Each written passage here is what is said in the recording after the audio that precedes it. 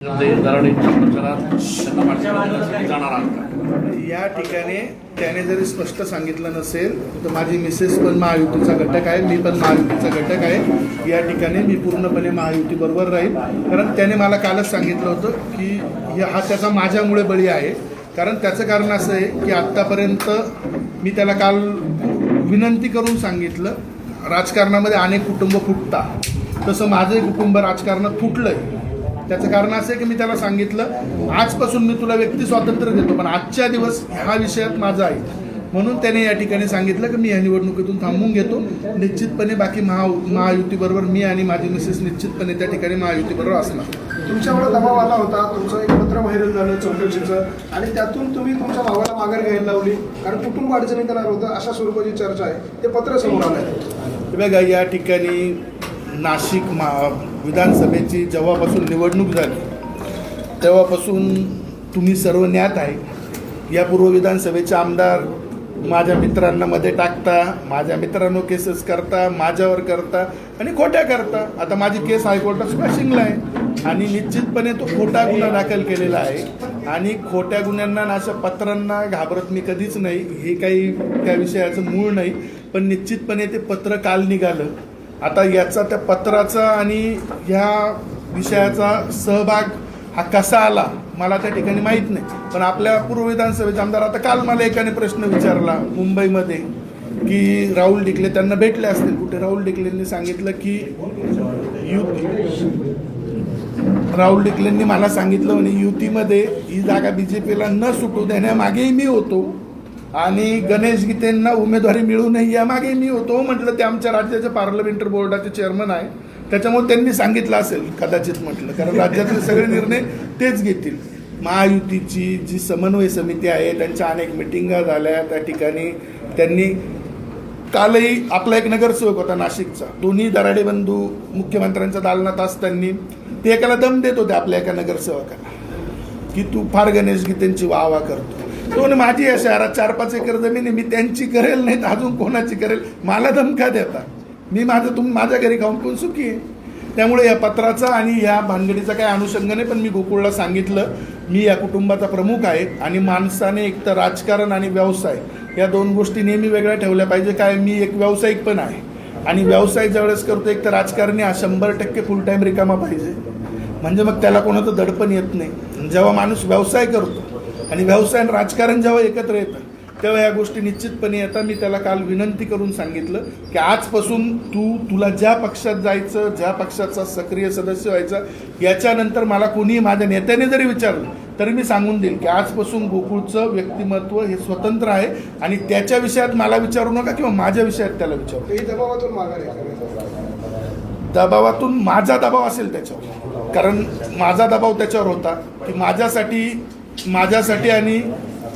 माझ्यासाठी आणि कुटुंबासाठी तू एवढी निवडणूक माझ्यासाठी थांब. असंच एकदा 2017ला पण माझ्याकडनं त्याचं नुकसान झालं. 2017ला आमच्या काकांनाही जिल्हा परिषद लढायची होती, त्यालाही लढायची होती, मी काकांबरोबर होतो. त्यावेळेस मी त्याला सांगितलं थांबून घे, थांबला. त्यानंतर तो पिंपळगाव मार्केटला अपक्ष आपलं बिनविरोध संचालक झाला. त्याच्यानंतर 4 वर्षात दिलीप बनकर एक दिवस माझ्याकडे आले, माझं त्याचं जमत नाही म्हटलं राजीनामा घेऊन टाक. मी त्याला 1 मिनिटात राजीनामा द्यायला लावला. परत तो दिलीप बनकरांच्या विरोधात निवडून आला. त्यामुळे त्याला म्हटलं माझ्यामुळे तुझा कुठे बळी जायला नको. आणि त्यासाठी मी विशेष करून त्याला सांगितलं की एवढ्या वेळेस माझ्यासाठी थांब. त्याने सांगितलं तो मी 2 शब्द काही वापरणार नाही, मी निवडणुकीत थांबतो, बाकी हे तुझ्यासाठी मी करेन.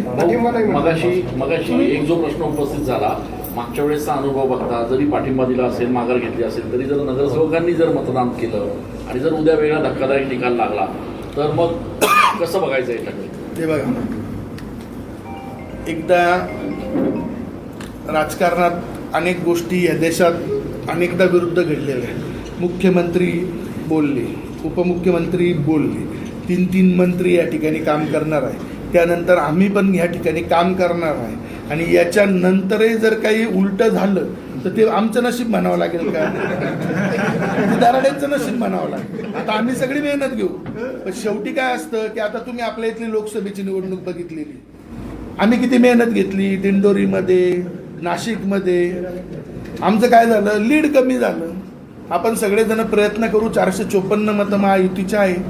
महायुतीतनं 454 मतं असल्यानंतर निवडून यायचा कोटा 311 आहे.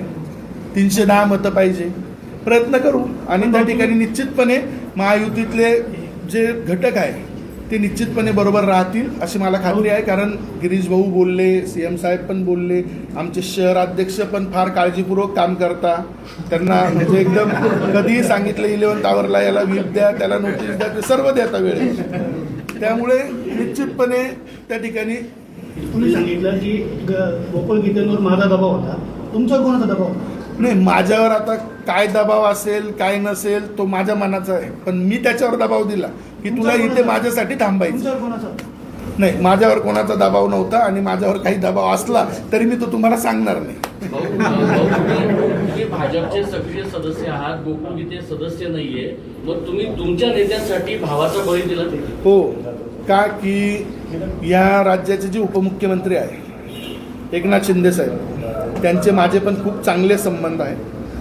गिरीश भाऊंचे माझे तर कौटुंबिक रिलेशन आहे. कारण गिरीश भाऊ आणि मी छापा काटा आहे आणि माझ्या ह्या विषयात चुकून माझ्याकडनं काय झालं मलाही कळत नाही. पण माझ्याकडनं हा फॉर्म भरताना मी हे नावच घ्यायला लागत नव्हतं की मला गिरीश भाऊंनी फॉर्म भरायला सांगितला. मी फॉर्म भरून मोबाईल बंद करून फॉरेनला निघून जायला पाहिजे होतं आणि 5 तारखेला यायला पाहिजे होतं. ती माझी चूक आहे. हां, त्यामुळे निश्चितपणे ते बळी गेला.